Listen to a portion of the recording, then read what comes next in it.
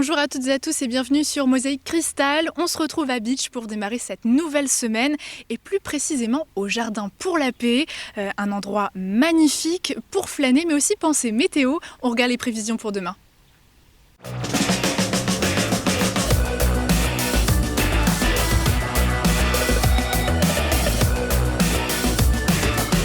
L'Aglo booste le très haut débit. Avec le Crédit Mutuel, partenaire des grands événements sportifs.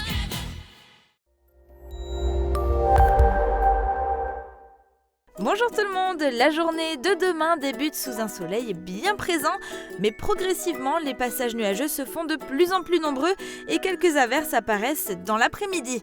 Elles s'étendent rapidement sur tout le département, puis en fin de journée, le temps devient même orageux. Côté température, les minimales iront de 13 à 16 degrés et les maximales de 27 à 29 degrés. Demain, nous sommes le mardi 6 août, nous fêtons les Octaviens.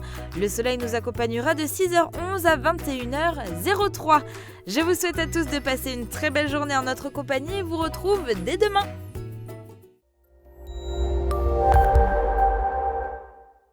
Il ne suffit pas d'être une firme française pour gagner la confiance des clients. Pour vous, Fermap fabrique et installe des menuiseries PVC et aluminium depuis 2005. Côté actu, ça a bougé ce week-end. On vous propose de revenir sur ces événements à travers quelques reportages. C'est parti.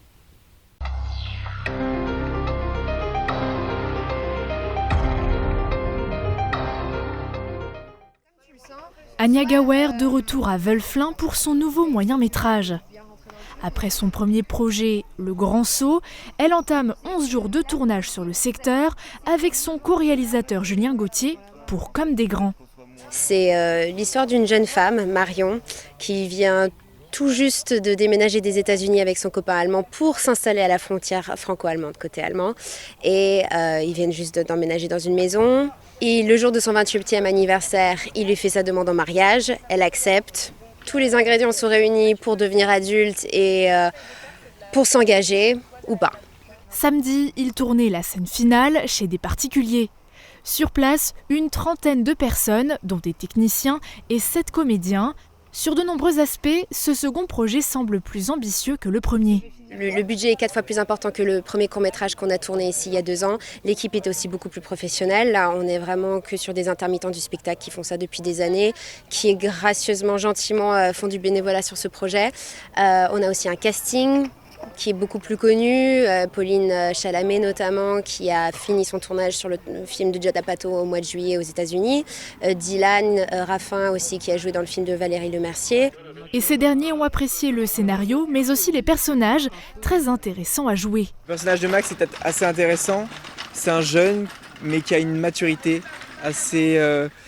on peut se le dire, il a 20 ans mais il est quand même un peu mature, donc c'est une ambiguïté à créer. Donc c'est un challenge pour moi parce que c'est un personnage que j'ai pas encore joué. Autre différence avec le premier tournage, le matériel plus conséquent, avec notamment une grue pour améliorer la prise de vue et les mouvements dans l'image. On a aussi une très bonne caméra, on tourne en Alexa, donc on a 3 camions de matériel, on a une équipe aussi, on a 2 machinistes, on a 4 électriciens, donc équipe et matériel plus conséquent, oui. Avec ce deuxième film à Wölflin, Anya Gawer et ses collaborateurs espèrent développer un cinéma régional. On a créé une association en Moselle à Sarreguemines qui s'appelle Plot Twist et le but c'est de faire vivre le cinéma dans la région. Donc on est 7 dans cette association dont 3 cinéastes et le but c'est de faire tous nos films ici. Tout simplement on est des personnes qui ont été formées aux États-Unis, à Paris, on vient de Moselle et on a envie de faire tous nos films ici. Comme pour le premier film, l'équipe a bénéficié du soutien des élus locaux à Wölflin, Wolminster, Hundlin ou encore Wieswiller.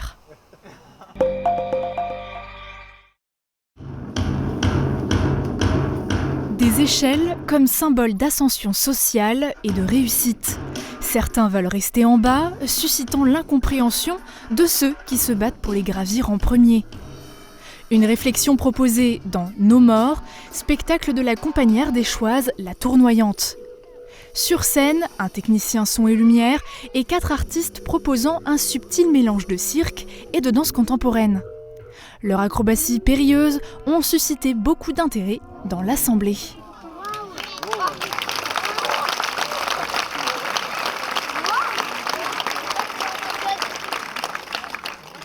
Prochaine date, le dimanche 11 août à Volminster, avec un duo de clowns jongleurs.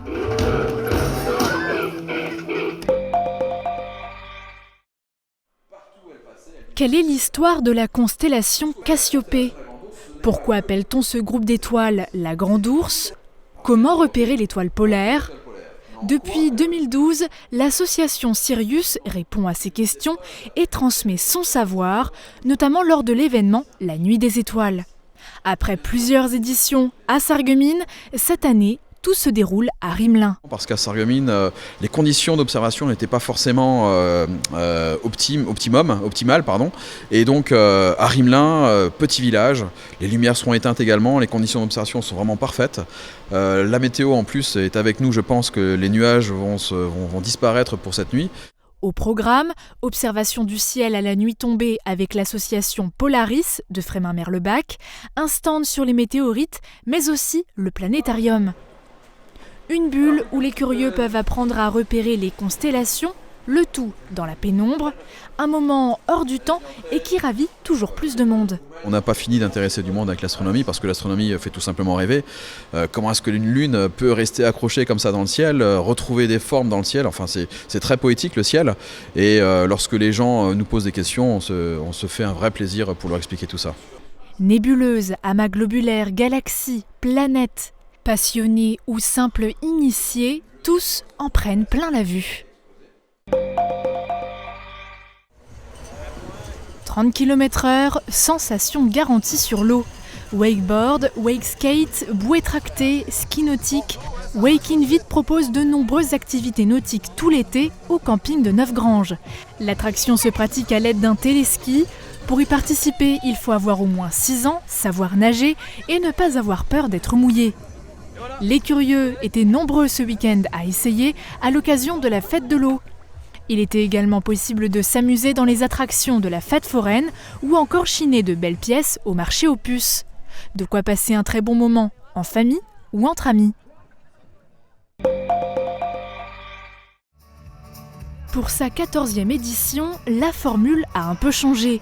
La fête de la Fontaine était sous le signe de la musique ce week-end. Une nouveauté qui est avant tout un tremplin pour un projet plus ambitieux de l'association A2IM, celui de créer un festival musical à Sarreguemines. Le samedi, 2 groupes se sont succédés, Addict et leur reprise rock, et la chanteuse Jill qui a proposé un répertoire de musique folk irlandaise.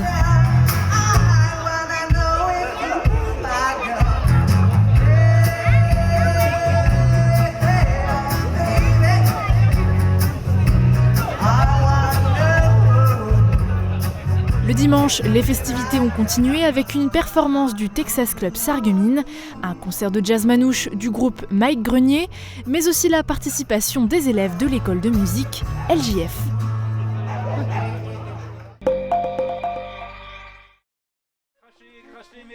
Monsieur Blanc est le seul à posséder un cerisier qui donne des fruits. Mais il ne veut rien partager. Son ultime plaisir était de se promener chaque jour avec un paquet de cerises dans les rues. Il regardait les gens bien droit dans les yeux, fier de ce que lui avait, de ce que les autres n'avaient pas, et il mangeait les cerises et il crachait les noyaux. Il mangeait les cerises et pouf, il mangeait les cerises, il crachait les noyaux. Une fierté qui le poussera à sa perte, mais grâce aux noyaux recrachés, de nombreux autres cerisiers grandiront. C'était l'une des histoires racontées par Guillaume Louis et Pierre Zimmer lors d'une balade contée au Jardin des Faïenciers à Sarreguemines. Intitulée Murmure d'arbres, cette animation déambulatoire et musicale a permis de rapprocher le public avec la nature, mais aussi de faire appel à l'imagination des petits comme des grands.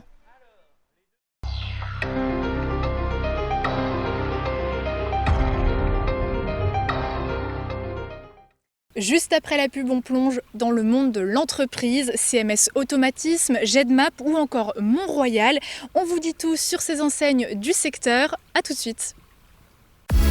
Une médiathèque et 13 bibliothèques. Au Pays de Beach, la culture, c'est tout un réseau.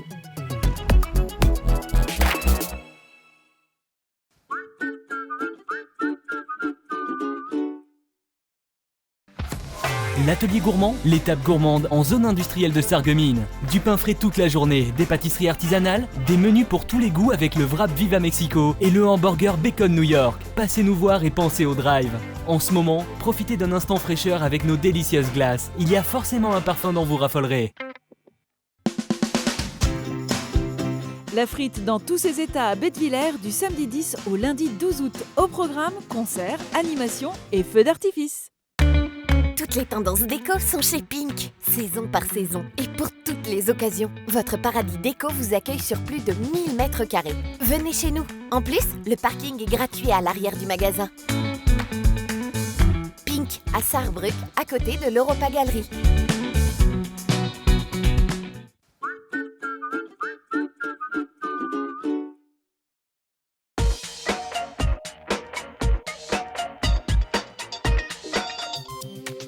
Les entrepreneurs trouvent qu'il est difficile de bien s'alimenter lorsque la charge de travail devient importante.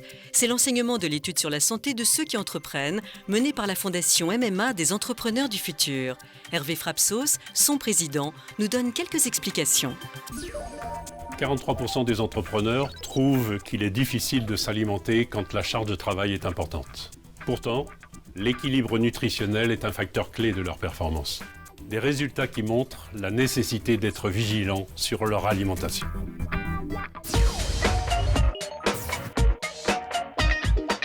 Docteur Pierre Azam, médecin nutritionniste et président de l'Observatoire de l'obésité, nous délivre ses conseils pour trouver l'équilibre alimentaire.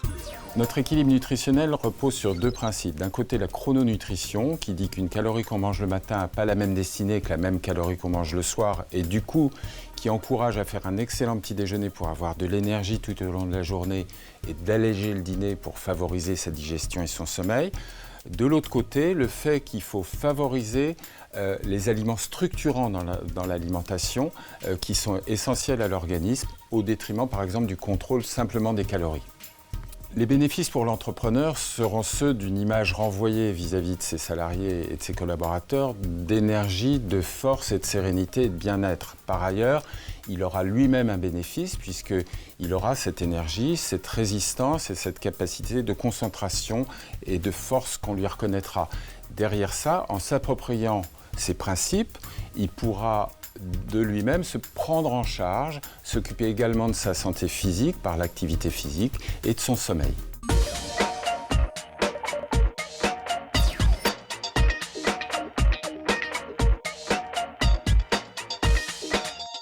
En 1986, les frères Bouraïd de Schweyen décident de réaliser leur propre projet professionnel. Baptisé CMS Automatisme, l'entreprise s'oriente vers la fabrication de machines spéciales destinées à l'industrie. Elles sont créées principalement pour l'industrie automobile et ont la particularité d'être automatisées, voire même robotisées. Aujourd'hui, CMS Automatisme attire aussi bien des clients d'Allemagne proche que du Mexique ou encore des États-Unis. Gabriel Bouraïd nous montre les coulisses de son établissement. C'est dans le village frontalier de Schweyen, au pays de Bitche, que s'est installée l'entreprise CMS Automatisme. 3 lettres, CMS, pour conception de machines spéciales dont la particularité est d'être entièrement automatisées. Cette histoire est d'abord celle de 2 frères, Xavier et Gabriel Bouraïd. CMS a été créé en 1986 par mon frère et moi dans un petit atelier qui était situé au centre du village. Donc les 3 premières années, mon frère a travaillé seul et moi qui travaillais sur Metz dans une grande entreprise, j'ai pris la décision de revenir sur le secteur. Il y a 20 ans, on a déménagé sur la zone industrielle ici, donc on a construit le premier bâtiment.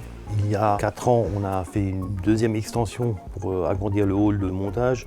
Et il y a 2 ans, on a refait une extension de 1200 mètres carrés pour arriver maintenant à 3600 mètres carrés d'atelier. Aujourd'hui, l'entreprise compte 92 salariés. Orientée vers l'industrie et plus précisément l'industrie automobile, l'activité de CMS Automatisme est définie selon 3 grands axes. L'automatisme et la robotique, la mécanique générale et l'usinage, et les produits clés en main. Le premier axe est celui de la fabrication de machines sur mesure, automatisées et robotisées selon les besoins du client. Pour la mécanique générale, l'entreprise devient sous-traitante et propose d'usiner des pièces unitaires en petite ou moyenne série. Et pour le dernier pan de son activité, CMS Automatisme vend des produits standardisés à intégrer dans les machines spéciales, ces pièces étant utilisées par l'entreprise elle-même. Pour concevoir une machine spéciale, un protocole précis a été mis en place. À partir du cahier des charges, on établit un devis. Si le devis aboutit, on commence par faire une étude mécanique, suivie en parallèle de la partie automatisme, parce que tous les équipements sont soit robotisés ou fortement automatisés. Une fois que ces études-là sont faites et validées par le client, on lance la production, donc on fabrique nos propres pièces, puis le montage, l'assemblage, les essais, la programmation et pour finir avec la livraison sur le site. Chevauchant de nombreux domaines d'activité, l'entreprise s'est dotée de profils variés. Ingénieurs, techniciens supérieurs, automaticiens, monteurs ou encore câbleurs. Il y a beaucoup de corps de métier qui sont représentés, donc ça va de la mécanique, la partie électrique, la partie automatisme. En mécanique, on est équipé de stations de CAO, maintenant tout se fait en station 3D. Pour la partie fabrication, ce sont des machines assez sophistiquées qui sont des fraiseuses, des électro-érosions, des centres d'usinage. Et pour la partie programmation, là on utilise les programmes qui sont sur le marché pour programmer les robots. On a également un nombre important de monteurs, de câbleurs qui assurent le montage des différentes machines. CMS Automatisme sait se démarquer dans différents domaines comme celui de la plasturgie et d'autant plus dans son secteur de prédilection, l'automobile. On a actuellement à l'atelier, par exemple, une machine pour du surmoulage de pare-soleil. On va poinçonner en fait une petite partie pour que le pare-soleil soit amovible. Et donc après, on va en fait surmouler une petite partie en plastique dans le coin pour que le pare-soleil puisse tenir en fait dans la voiture. On a également une machine en fait qui fabrique des LED d'ambiance pour la voiture. La partie en plastique va rentrer dans la machine, va être divisée. On va insérer ensuite un petit circuit électrique, vérifier si la LED fonctionne bien, avec un petit marquage encore dessus. Presque toutes les machines réalisées sont des prototypes. Elles représentent à chaque fois un défi pour l'entreprise. Chaque machine est quasiment unique. On a rarement des reconductions de machines. Et quand il y a effectivement une reconduction de machine, il y a toujours une petite différence qui fait que ça devient à nouveau une machine unique. Pour passer au niveau supérieur, CMS Automatisme souhaite concevoir ces machines via une nouvelle approche, celle de l'industrie 4.0, portée par la région Grand Est. On va regarder pour nos machines ce qui pourrait être intéressant de faire remonter comme information vers l'opérateur ou vers le personnel de maintenance. Donc ça va être des informations de production, mais également des informations de panne et de pouvoir prévoir en fait toutes les étapes de maintenance à l'avance pour que la machine soit le moins possible arrêtée. CMS Automatisme exporte un tiers de sa production en Allemagne et attire des clients d'Europe de l'Est, du Mexique ou encore des États-Unis. Inscrite dans le paysage local, l'entreprise met en avant son savoir-faire et sa maîtrise au service d'un idéal qui fait d'elle un modèle d'avenir. Si comme 60% des Français vous portez des lunettes, vous vous êtes peut-être déjà demandé comment sont fabriqués les verres de celles-ci, eh bien on vous propose de répondre à cette question avec l'entreprise Mont-Royal de Götzenbrück qui fabrique des verres ophtalmiques depuis 1938. Regardez. Depuis 80 ans, Mont-Royal fabrique des verres ophtalmiques à Götzenbrück. Pas étonnant lorsque l'on sait qu'il s'agit de l'un des berceaux de l'optique grâce à sa proximité avec les compétences utilisées par les cristalleries. Forte de ses 51 salariés, l'entreprise intervient sur tout type de verre, avec tout type de traitement et offre une large gamme de produits. Mais concrètement, des verres de lunettes, ça se fabrique comment ? Fabriquer un bon verre ophtalmique chez Mont-Royal, ça prend 3 jours. Entre le moment où l'opticien passe la commande et le moment où il va le recevoir. La première étape de fabrication consiste à partir d'un semi-fini, à réduire celui-ci de façon à pouvoir non seulement obtenir l'épaisseur souhaitée, mais également lui conférer les caractéristiques optiques essentielles demandées par nos clients opticiens.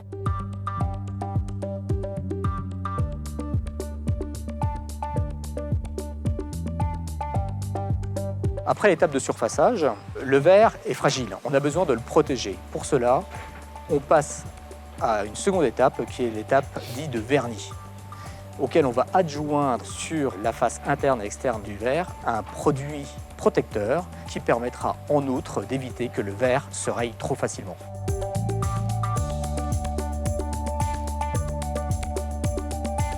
Après l'opération de vernis, votre verre est protégé contre les rayures, mais également contre la poussière, contre l'eau. Normalement, vous voyez correctement. Mais ça ne suffit pas. Chez Mont-Royal, on s'occupe de votre santé visuelle.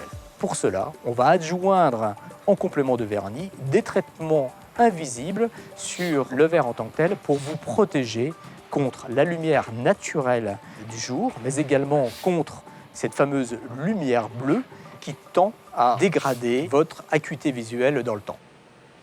Mont-Royal associe 2 process de fabrication. L'un avec des machines de haute technologie et l'autre avec un savoir-faire artisanal, voire manuel. La plus belle illustration est en fait l'atelier de coloration. La coloration, qu'est-ce que c'est? Nos clients opticiens et leurs porteurs souhaitent avoir des verres correcteurs solaires. Pour cela, la technique de fabrication reste très manuelle car il nécessite de tremper les verres dans ces bains de coloration de façon à pouvoir obtenir la couleur souhaitée. Et ce n'est pas tout. L'entreprise se développe et se diversifie en élargissant la gamme des services proposés à ses clients. Chez Mont-Royal, on offre un service supplémentaire aux opticiens qui s'appelle le télédétourage. C'est l'opération qui consiste en fait à tailler les verres à la forme exacte de la monture de façon à ce que, une fois que l'opticien réceptionne les verres, il n'y a plus qu'à clipser le verre dans la monture et à pouvoir le délivrer à son porteur.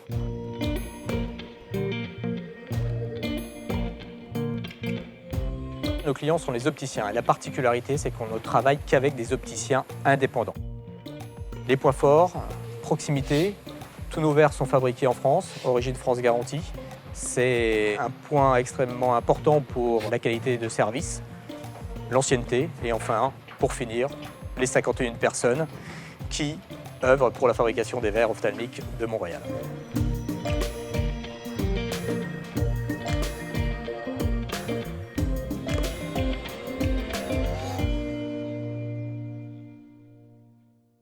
On reste à Götzenbrück où le laboratoire de prothèses dentaires BSR s'installe en 2000 après avoir quitté ses locaux trop petits de Lemberg.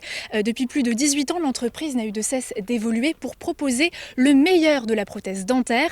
Vous allez pouvoir découvrir ou redécouvrir les coulisses de ce laboratoire et de ce corps de métier aussi technique qu'artistique. Nous sommes à Götzenbrück chez BSR, un laboratoire spécialisé dans la fabrication de prothèses dentaires. Cette histoire a démarré il y a 24 ans. Le laboratoire a commencé en 1995. À l'époque, j'étais associé avec M. Brice Boïdga. Nous avions l'occasion de nous mettre à notre compte à peu de frais en rachetant un petit laboratoire existant. Très vite, le laboratoire s'est développé.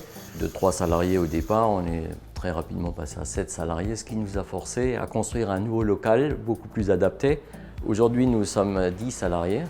Le nouveau laboratoire a vu le jour en 2000. 300 mètres carrés d'ateliers équipés pour répondre aux normes modernes de la prothèse dentaire. Sabrina Bourg a intégré l'entreprise en 2001 et est devenue co-gérante en 2012. Elle nous présente les différents types de prothèses que le laboratoire conçoit.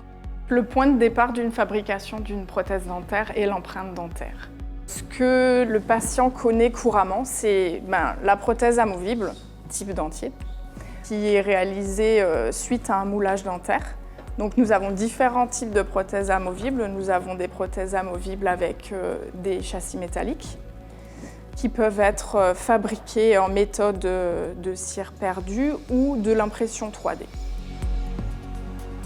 Aujourd'hui, on a l'empreinte traditionnelle en silicone et les praticiens sont équipés d'empreintes optiques intrabuccales et qui leur permettent de nous envoyer des fichiers numériques. Et de ces fichiers numériques, nous pouvons imprimer des modèles en 3D et travailler sur les modèles 3D.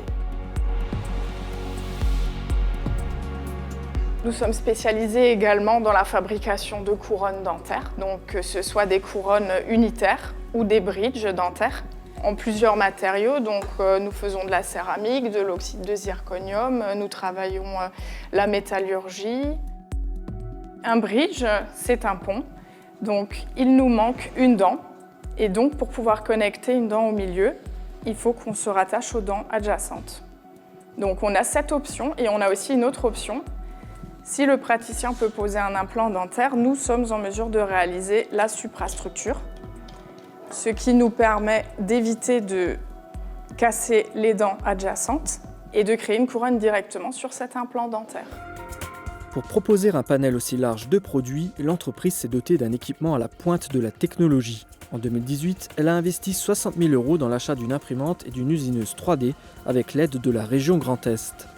Le laboratoire s'est équipé progressivement d'outils de nouvelles technologies, tout ceci pour proposer des matériaux de nouvelle génération pour répondre à toutes les demandes des praticiens. Un métier en constante évolution. Les techniciens disposent également d'un grand savoir-faire. L'intervention humaine nécessite un grand savoir-faire, notamment pour ce qui est de l'ajustage sous binoculaire. C'est des techniciens qualifiés qui ajustent les pièces. Et on a également la stratification céramique qui est très artistique. Dans notre métier, l'homme et la machine exercent un travail complémentaire. La politique de l'entreprise a été dès le départ d'essayer de faire ce qui se faisait de mieux techniquement au niveau de la prothèse dentaire, ce qui nous a permis d'acquérir une grande réputation auprès de notre clientèle. Nos produits sont exclusivement destinés aux praticiens chirurgiens dentistes, aux stomatologues, implantologues, de même que des laboratoires de prothèses dentaires et en aucun cas directement pour des patients. Grâce à ses exigences de qualité, le laboratoire BSR est un fleuron de l'industrie dentaire. Présente depuis plus de 20 ans au Pays de Bitche, cette petite entreprise est un exemple de réussite professionnelle en milieu rural. Focus sur GEDMAP et plus particulièrement sur son dirigeant. Après avoir travaillé sur des exploitations minières au Canada, Fernando Dessa Silva est aujourd'hui un habitant du Pays de Bitche. Ce géophysicien semblerait être à l'origine d'une découverte qui pourrait changer le monde de la géologie et dont les applications potentielles sont nombreuses. Fernando Dessa Silva est géophysicien. Il dirige GEDMAP, une entreprise de prospection minière. Mais avant toute chose, il est le créateur d'un outil permettant une détection des minéraux qui pourrait être révolutionnaire. Chaque élément a sa propre émission d'électromagnétisme de polarisation circulaire. À partir de ce principe que j'ai découvert, j'ai pu faire une machine qui détecte chaque élément. Jusqu'à maintenant, je détecte à peu près 30 éléments. Dans ces éléments, il y a 3 molécules que je suis capable de détecter, c'est l'eau, le pétrole et le gaz naturel. Pour les éléments, on peut commencer par l'or, l'argent, le cuivre. Des éléments qui n'ont jamais pu être détectés individuellement jusqu'ici. J'ai créé un appareil qui tourne en direction de l'élément à une distance à partir de 2 km. Mon appareil, en faisant la distinction de chaque élément, quand il est dans la verticale des éléments qu'on est en train de détecter, il va tourner 360 degrés. Et quand on est loin, il va détecter seulement en direction de l'élément qui est en train d'avoir. Pour choisir l'élément que je vais détecter, j'utilise un embout qui va laisser passer seulement les ondes électromagnétiques correspondant à cet élément. Je vais installer maintenant l'embout qui va permettre la détection de l'élément or. Okay.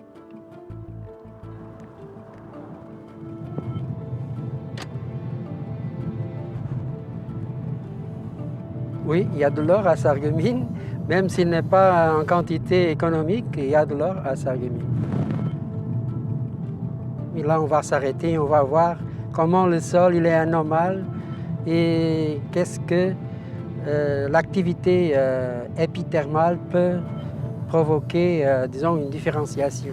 Bon, ici, on va voir comme la machine, elle va tourner en direction de la faille aurifère. On va continuer. Et là, on suit la machine. Elle va nous indiquer la direction de la faille. On va marcher à pied et quand on est dessus l'anomalie, elle tourne. La géophysique actuelle, et je vais commencer pour un exemple facile à comprendre, fonctionne comme le radar qui envoie des signaux qui sont après renvoyés par les roches ou les constituants du sous-sol. Et ces signaux après sont reçus et interprétés.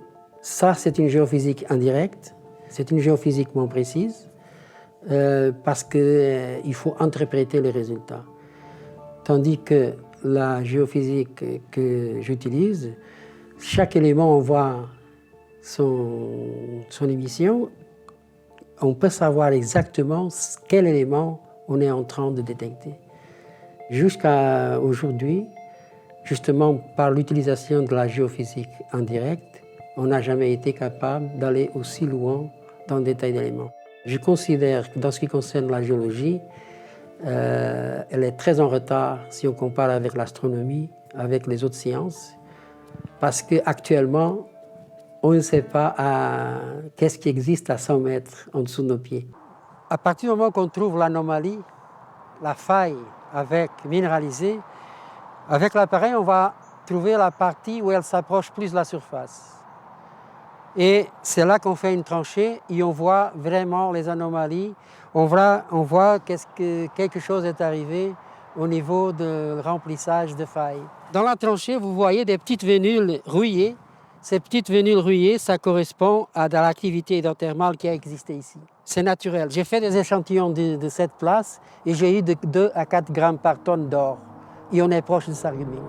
C'est une découverte scientifique majeure parce qu'actuellement, dans le monde, il n'existe pas aucun système géophysique capable de détecter élément par élément. Et ça peut changer qu'on peut trouver tous les éléments, savoir à quelle profondeur ils sont, et décrire l'élément presque en 3 dimensions.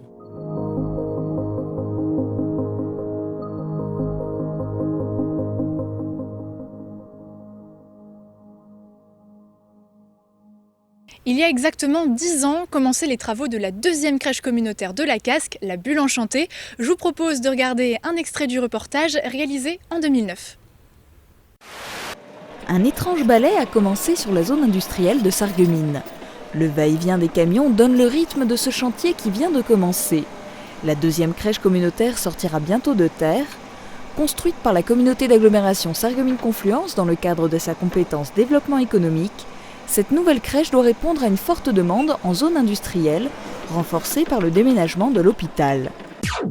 La Bulle Enchantée est gérée en délégation de service public par le groupe Les Petits Chaperons Rouges.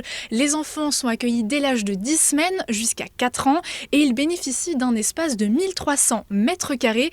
Et c'est sur cette chronique que notre émission se termine. Merci de nous avoir suivis. Excellente journée à tous. À demain.